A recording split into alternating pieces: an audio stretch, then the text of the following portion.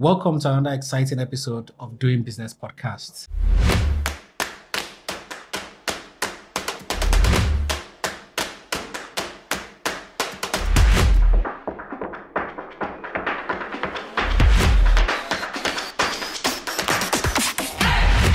We don't seem to have a culture of patience here in the country. Most people want us to start a business and it should be successful in the next 12 months. It takes time going to work every day and doing the less sexy thing. Yes. You know you're on your pathway to success when your lifestyle is annoying to you. Nice.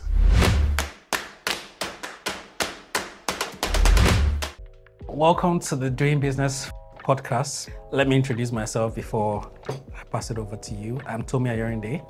I'm the CEO of PayForce by FairMoney, and super happy to have you here today.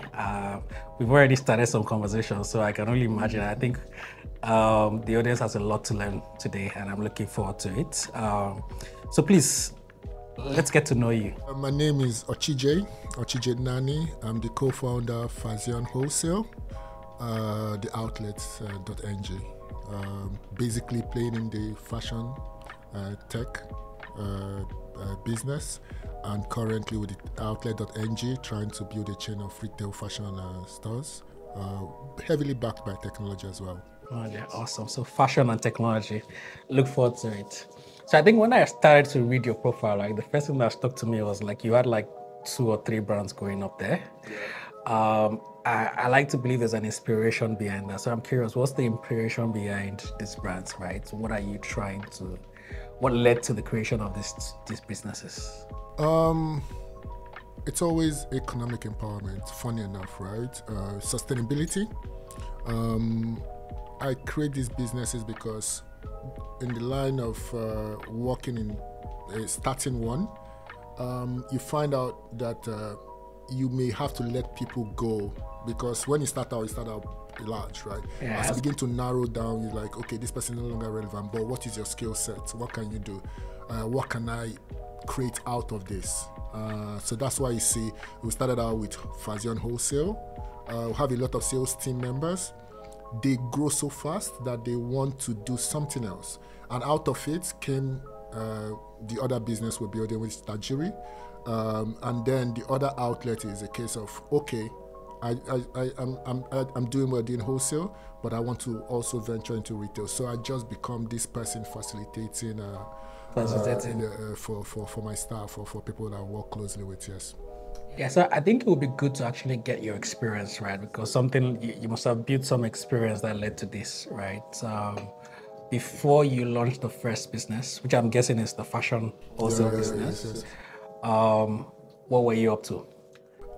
So interestingly, I have a medical background.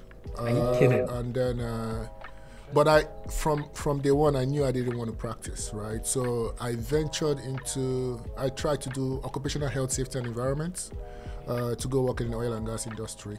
We all wanted to. Yes, exactly, everyone. That's why I did my master's. I actually did my master's before I served, so to change my career.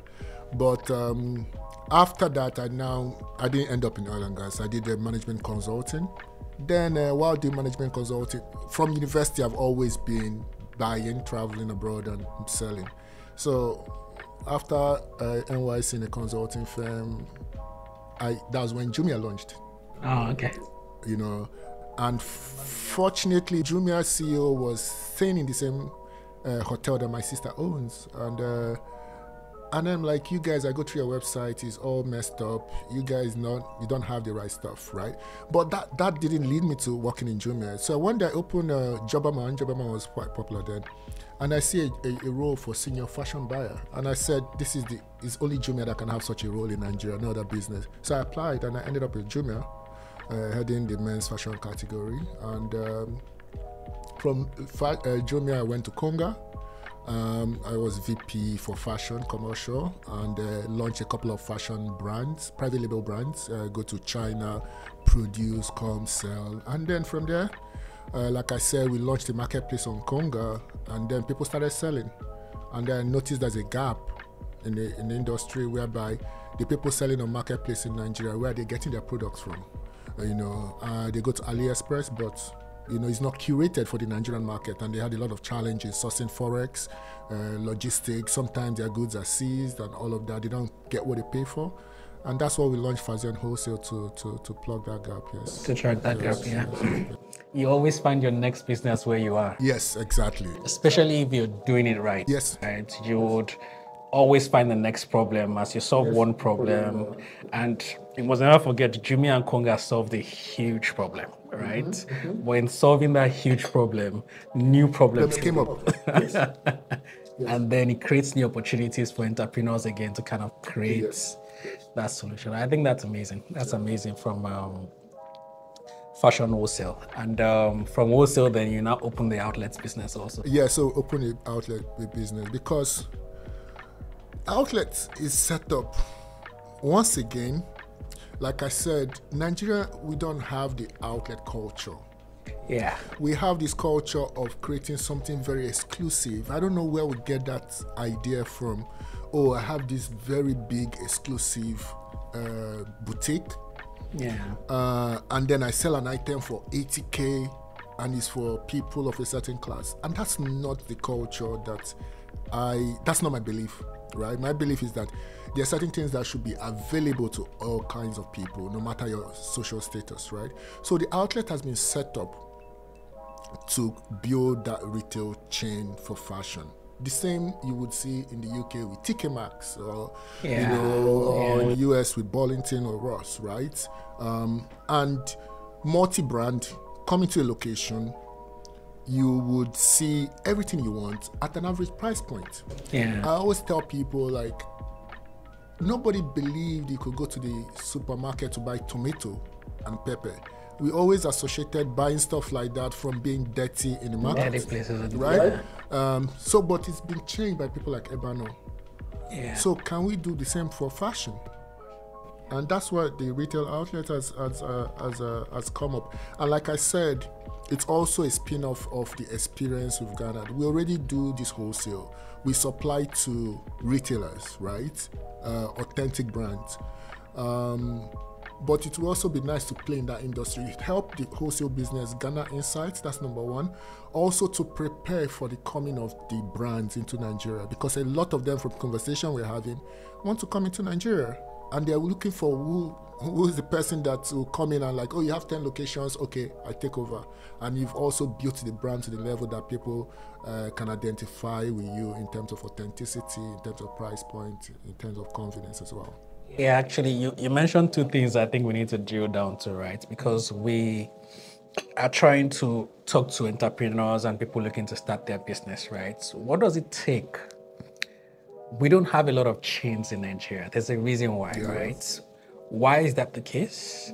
And what does it take to build chains, sustainable outlets and chains, retail chains here in Nigeria? Number one, definitely there's vision, right? Vision is humbling. Vision, humbling in terms of you have to wake up every day and see yourself as a chief servant, right, of whatever vision you have, right? And you have to drive it every day. Number two is we tend to forget this, but operations, it's something that needs to be very much looked into. And when I say operations, I've also seen people do it the other way, right? They launch this big brand, this build outlay, that the customer-facing aspect of the business, and then when they bring in the customers, it does not it doesn't equate to what people have seen. So. And in terms of operations, it's about the human beings that you've got working for you, being properly trained, having the right experience, and the use of technology. I always tell anyone that cares to listen, I pay a huge sum on technology subscriptions every month, right? And I don't have any regrets because that helps me serve the customer better. I don't want you to come into the outlet and waste time. So, but this in a nutshell doesn't include the normal stuff you would hear about financing, right? And the challenge with infrastructure. I believe in starting small. When I mean starting small, it doesn't mean you just do something mediocre, but starting small in terms of you have to do the bare minimum that will make your operation or your business very efficient. Also reduce your operational costs. With the outlet, our vision is go in partnership with already existing locations so that I don't have to invest a lot of capital, right? I don't have to invest a lot of capital buying generator. The same stuff that people complain about. Why do you need to buy a generator when I can just go to maybe an urban and say, give me this space. As I make money, I pay you monthly, so it becomes an OPEX, no longer a CAPEX, right? So that's the model. And then again, you build a prototype. Is it working on a small scale? What is my margin on a small scale? Then whatever you've learned from it, then you can upscale. So that's it for me. I think for me, the critical thing there is patience. Yeah. Because we don't seem to have a culture of patience here in the country. Most people want us to start a business and it should be successful in the next 12 months, right?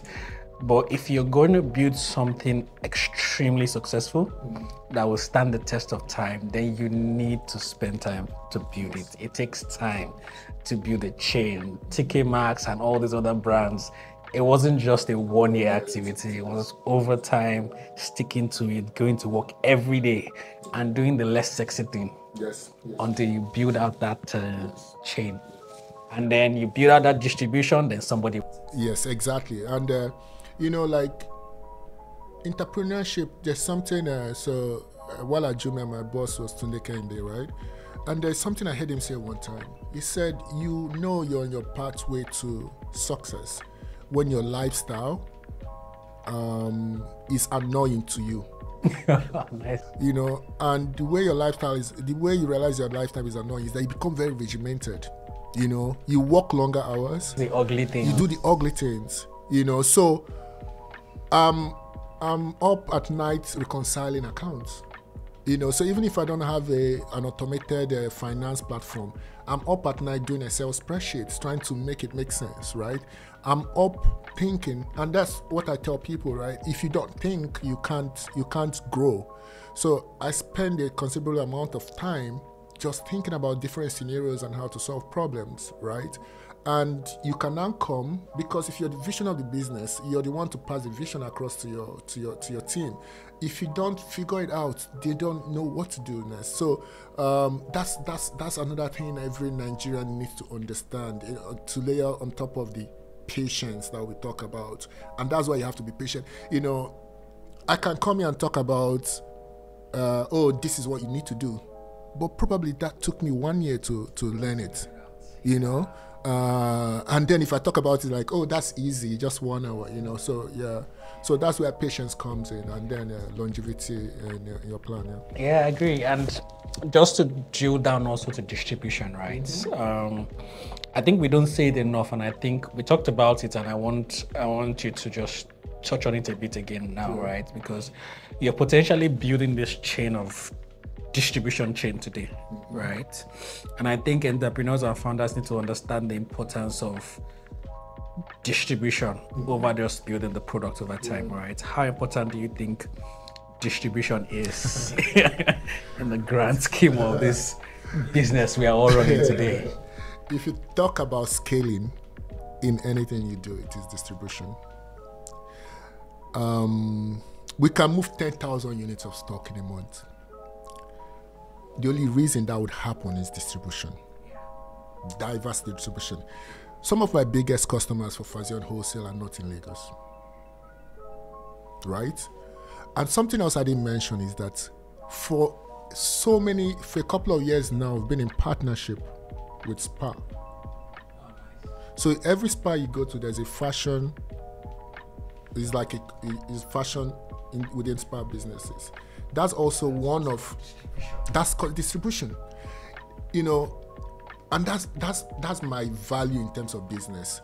You have to put the product in the hands of the customer no matter what. So we have diverse price points based on our distribution points. I'm not going to remain exclusive to people that live in a particular area or people. It needs to get to everyone, and that's why you see people like Dangote, doing big numbers, it's because of distribution. That's why I see Indomie doing big numbers. It's distribution. So no matter what you do, no matter the product you have, if you don't distribute, you will run out of steam at some point. So distribution is very important. So while we do wholesale, like I said, we saw a value chain in creating our own outlet just to build a brand, but we're also in partnership with businesses that are already across the country. Because if I can't get to Calabar myself, Spar will get to Calabar for me. We are big in Ibadan, not because we're in Ibadan, but because we're partners with Foodco. So distribution is key. And then it helps you strategize and have a product assortment based on who you're dealing with and what the different price points, and you get to hear that a lot nowadays. People have realized that it's not about the product, it's about what is it. That's right. Yeah, as you get more second-time founders, people are starting to realize distribution is key now. And I think when you look at businesses also being acquired, you will find that the ones that are being acquired are the ones that have built out distribution, right? Products can be replicated, right? But that time, that 1, 2, 3 years you have spent in building out a distribution line, that's what businesses want to acquire. And because they don't want to go through that 1 to 3 years, they want to acquire it as soon as possible. Yeah. And that's why I said one of the reasons we're building the outlet, which is the fashion retail outlet, is because the conversation already happening behind the scene. Some brands want to come into Nigeria, but they don't want to come into Nigeria and be the ones to build out the distribution. So they could come in and say, oh, you have distribution and you've learned lessons already, and you built up a brand value that we can tap into, and that's it. Yeah. Which is one aspect an entrepreneur needs to have, that vision. That foresight to make sure that I'm building today, but I will reap in 4 or 5 years, which is the patience. Yes, patience, foresight. So let me dig a bit into your, I want to call it your starting business story, where you are starting a business, right? I think I like to hear every entrepreneurs, the process, what they went through in starting, right? Because you always have the people who believe in you, the people who are like, are you crazy? So I'm curious if you have any of those funny stories, because I have mine, right? I got reported to my pastor, like, why is he leaving a good business? If you do not have people that don't believe in your vision, the closest people, that means you're not doing something right, or you're not being, you're not creating new value, because people are used to. So the outlet that I'm creating, right, I've had a lot of people that are close to me are like, are you sure this will work? People are shopping online. Are you sure? Like, especially when I opened it, and then it was like the first month revenue. It's like, are you sure? So you would definitely have people that are closest to you that when you think about it, you begin to doubt yourself. Maybe this person knows me much more than I know myself. So I told someone close to me the other day that at some point I want to launch a venture capital firm that will focus on fashion and lifestyle. Like in the US, you find brands like Tommy Hilfiger, Calvin Klein, and not the creative aspect is owned by the brand, but the business aspect is owned by a different. So PVH is responsible for Tommy Hilfiger, Calvin Klein. So they just invest and make sure that there's distribution and they get their money back. So the person is like, oh, why don't you do your own first and be successful before you start doing that, right? Even this outlet you're creating, are you sure? So, but that's one aspect, But by day, if it begins to make sense, like, oh, okay, sorry, I doubted you. That's the outlet. With Fazsion Wholesale, like I said, we started out Fazsion Wholesale. Fazsion actually was supposed to be B2C e-commerce. Okay. Bringing the so people order with shipping. I have a partner, Bo, and Bo, when we did, I looked at it and I said, we can't scale with B2C. We want to do authentic brands. The price points will sell for, maybe a lot of Nigerians will not be able to afford it. So we can't really scale. Let's do B2B. So we bring in the product and then we sell. But my guy is like, no, this is not what we agreed. Like the margins are slim or like whatever. And I said, this is the only way we can scale, number one. And secondly, the market is telling you we need this. let's follow the market, let's do this. And funny enough, if we did not pivot at that point in time, we wouldn't be in business today. So we have had a lot of people, doubt our ability, the vision, basically. Yeah. Speaking of pivoting, that's a different old topic entirely, because you need to know when the market is telling you something else and respond to the markets, right? Ultimately, because in my own career, I've had to pivot like 3 times, right? At every point in time, you realize the customer has changed again, and then you pivot again, right? I think for our first product, during the market research, everybody's like, this is such an amazing product. Amazing product, we'll use it, we'll do that. And then I build the products, I send you an invoice, and there's no payments. What the heck is happening here? Oh, why don't you do this? Why don't you do that way? Yeah. Just come up with more things, right? And then we did the first pivot, and we immediately got an invoice and someone paid. Then I knew, okay, fine. Now we're on to something. So it made sense. Let's pivot and move to the next thing. Yeah, awesome. So at what point did you think, and maybe you've already answered it, you were on the right track? Because when you start, you don't always know if you're on the right track or not, right? Is there ever any point where you feel like you're on the right track? I was thinking, even at the moment, I always imagine that, dude, are you sure? Especially in a country like Nigeria where you can't really plan, So,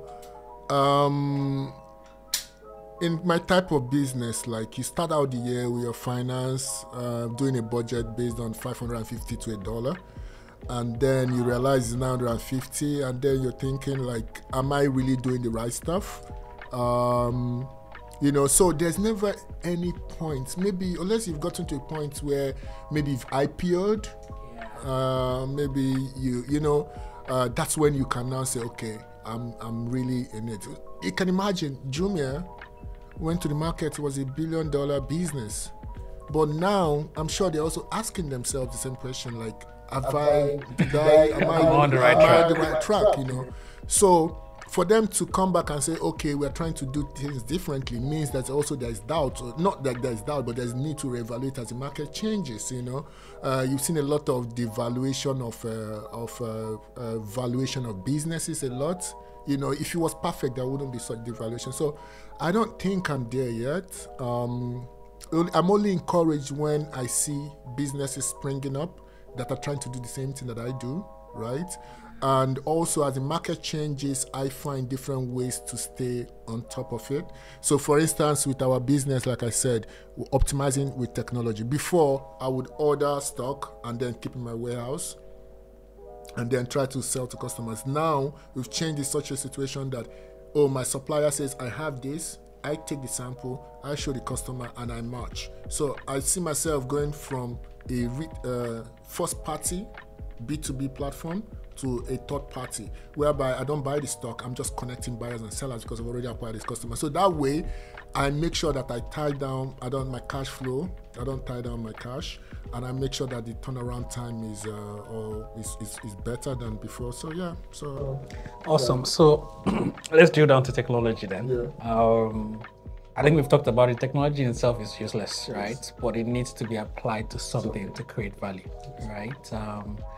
And especially in the Nigerian African market today, you need to always find ways to leverage technology to optimize your business. So I'm curious, in what ways have you leveraged technology to optimize your business processes?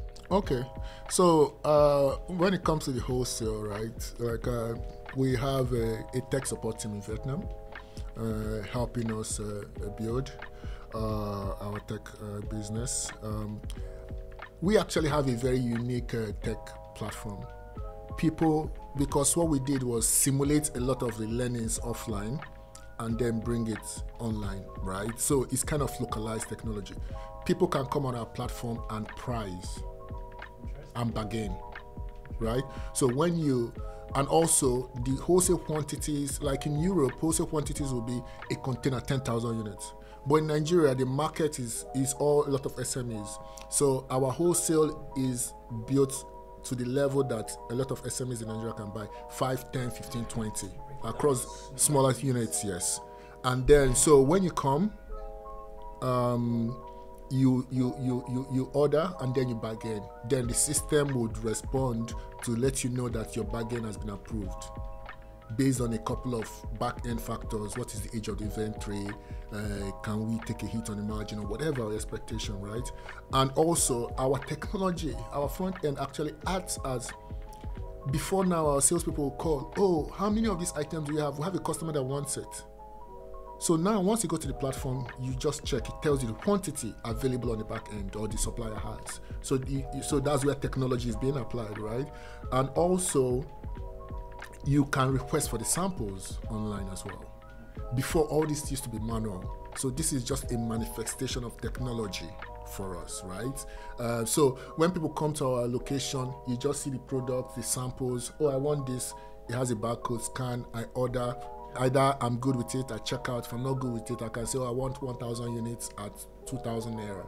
And then you bargain, and then we'll confirm and get back to you. And, so that's technology for us in terms of wholesale. Now with technology, so our back end is Magento. Products upload. So we have a snag with, we have what we call pre-order, in stock, and all of that we'll have to manually change every now and then. Even product upload on Magento is done, with our CSV file. But now we're working in such a way that once a supplier gives me product, it's on a sheet, then we are connecting Magento to the sheet via Zapier. Oh, nice. So that once you change any information, maybe dollars down to 1,000 naira, I change 1,000 naira, I put the cost at 1,000 naira, it changes, it notifies Magento. No, we are still working on it. It's crazy, So that's technology, So nowadays, because what happens is that if you upload a lot of sheets on Magento, it may break. Yeah. But with Zapier, it's seamless. Changes, just run a cron job. And then also we have a lot of connection between our Magento backend to our inventory management system. Our warehouse is automated. When an order drops, the location is seen. So that's so we have a full stack back end of technology, right? In terms of the retail outlets, what we're trying to do is that each location becomes a distribution center. So these products may be in this physical shop, but when you go to the website to order, it tells you where these products are. So it's not like you're ordering and it will deliver from a warehouse. So you can come, if you open Lekki, you can come to Lekki location and you see all the products in Lekki. So if you live within Lekki, you order products in Lekki and in 2 hours delivered to you. If you live in Ikeja, the items come from the outlet. So this is what we're building on the back end of, in addition to quick checkout and all of that. And the important thing about technology for us is data analysis. So you can make better decisions and respond to markets quickly. Oh, that's amazing. Seems like you have a whole full core IT team driving, IT powerhouse driving it there. A lot of back end. Awesome. So let's talk FairMoney, right? Mm-hmm. And interestingly, I like that we talked about your time at Jumia and Konga, and one of the biggest issues was payments, right? That's what we are trying to solve at PayForce by FairMoney, right? We know you use PayForce by FairMoney POS at some of your location. Tell us what your experience is and how that has helped you in your day-to-day payment collection. Okay. It's seamless collection, right? Resolution of issues. I've come from a background where payment, you're scared, where if this order will be completed or not because there's a payment issue, or I've paid, have you not received it, seamless customer service. I would say that's one thing you shouldn't overlook, right? I'm very particular about customer service. Before now, I'll get a call from I'll be somewhere and then I get a call. Oh, please, can you help me confirm transfer of 2,000 naira?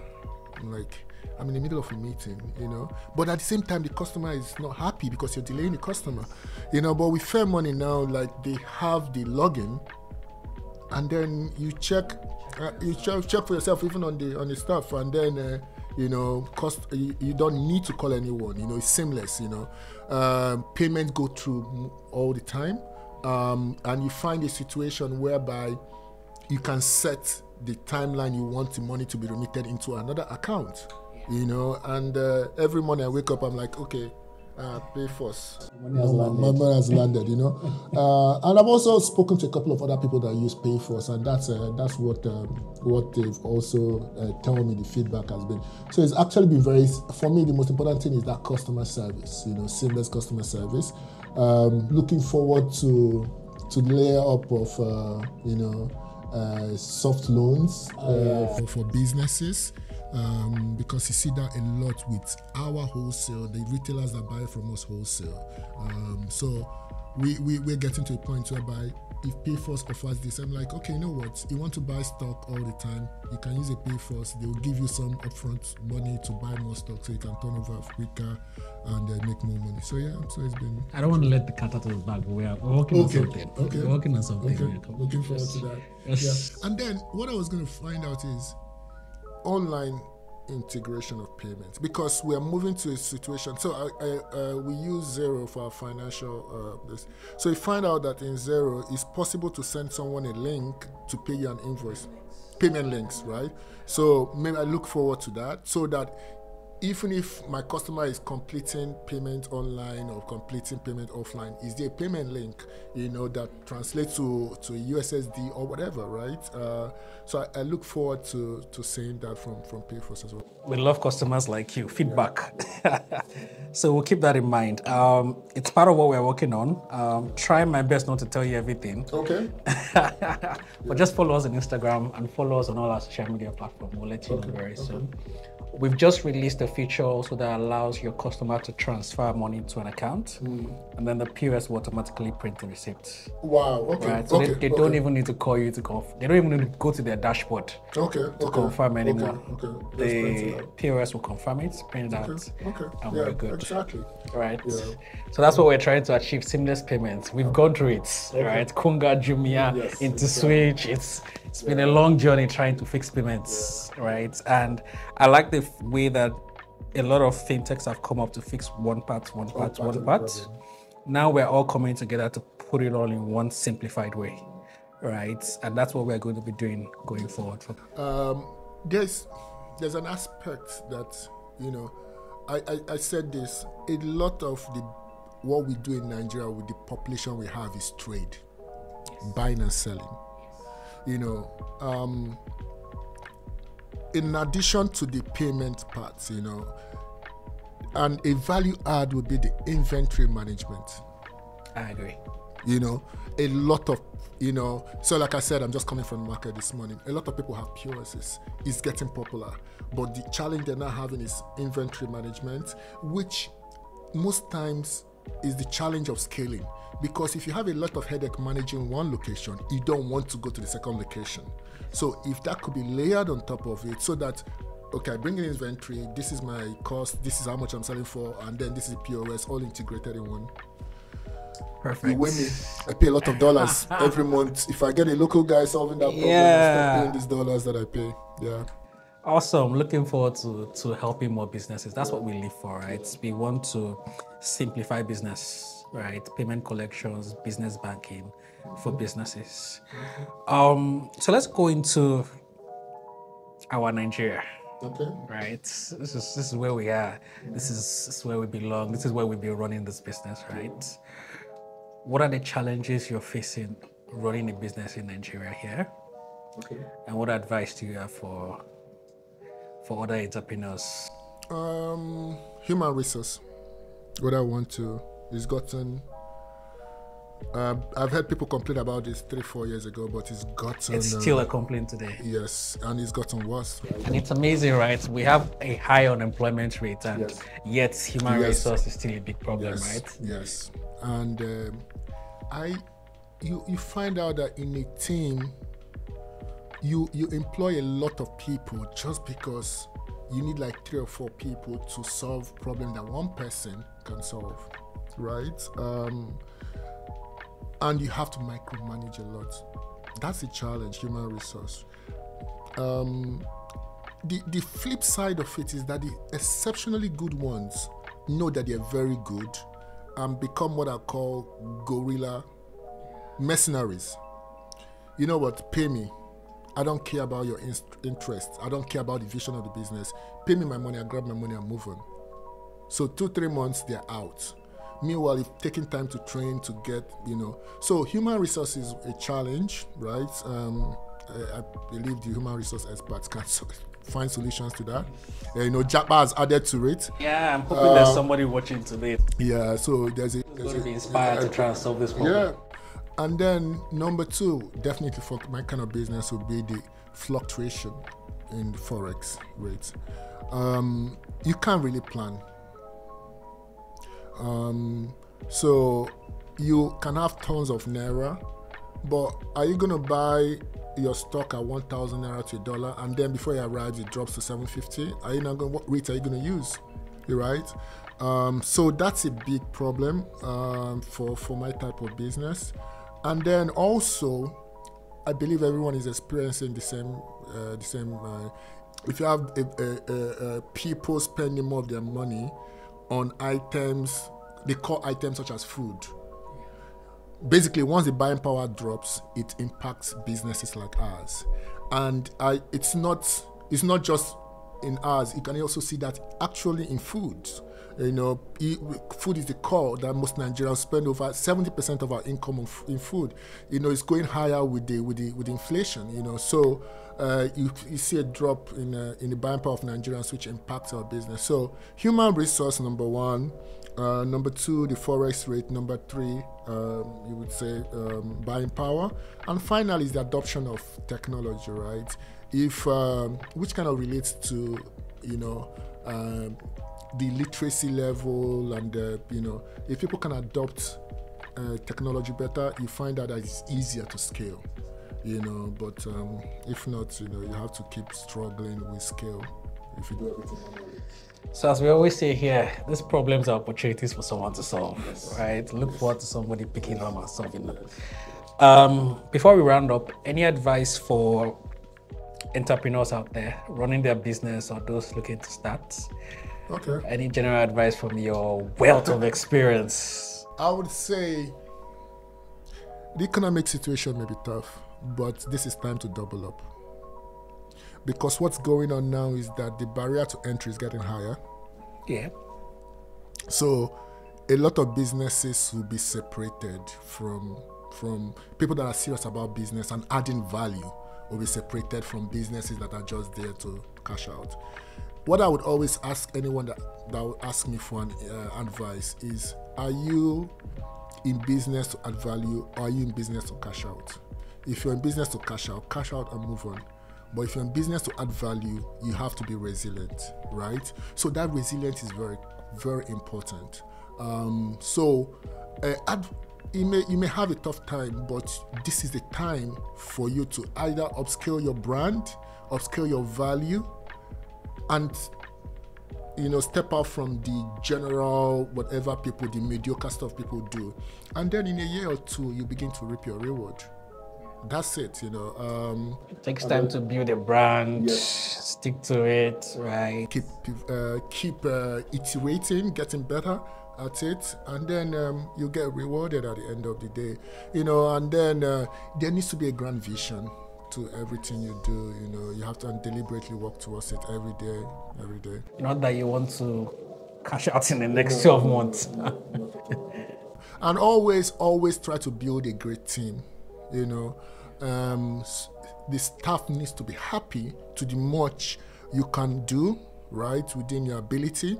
So they should be priority. And also just weed out the people that do not agree with the vision. So I'd rather have a teachable person than someone that just have it, like I would say, a generally bad vibe. Yeah. Affecting the rest of the team. The world is already too difficult. You can't come to work and add, so people need to come to work, have fun, be happy, and they can see that we're all building this together. And the day you feel like, I've garnered enough knowledge and I want to step up, goodbye, good alumni, go and spread our story. We've done our best, and we'll meet up at some point. So team also very important in building out. Thank you very much. I think we were just talking about the fact that we need to have more of this, right? If anybody can just pick one of this so that I don't make the same mistakes we made. I think it will be good time well spent. Yes. Right.